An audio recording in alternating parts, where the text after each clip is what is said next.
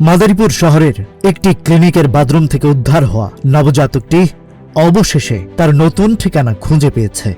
আদালত ও সমাজ সেবা অধিদপ্তরের তত্ত্বাবধানে শিশুটিকে দত্তক দেওয়া হয়েছে এক নিঃসন্তান দম্পতির কাছে। গত 2 ডিসেম্বর বিকেলে বাবু চৌধুরী জেনারেল হাসপাতালের বাথরুম থেকে রক্তাক্ত অবস্থায় নবজাতকটিকে উদ্ধার করেন এক পরিচ্ছন্নতা কর্মী। এরপর শিশুটিকে জেলা হাসপাতালে ভর্তি করা হয় এবং সমাজ সেবা অধিদপ্তর থানায় সাধারণ ডায়েরি করে। এই নবজাতককে দত্তক নিতে ভিড় করেন অসংখ্য মানুষ। 35টি আবেদন জমা পড়েছিল সমাজ সেবা অধিদপ্তরে।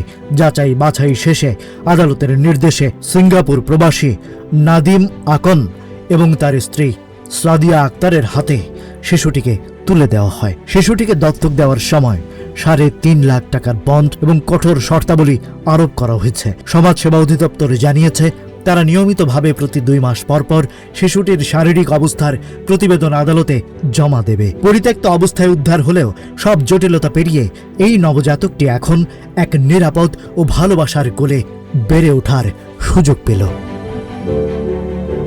মাদারীপুর প্রতিনিধি মেহেদী হাসান সোহাগের পাঠানো তথ্যচিত্রে ডেস্ক রিপোর্ট।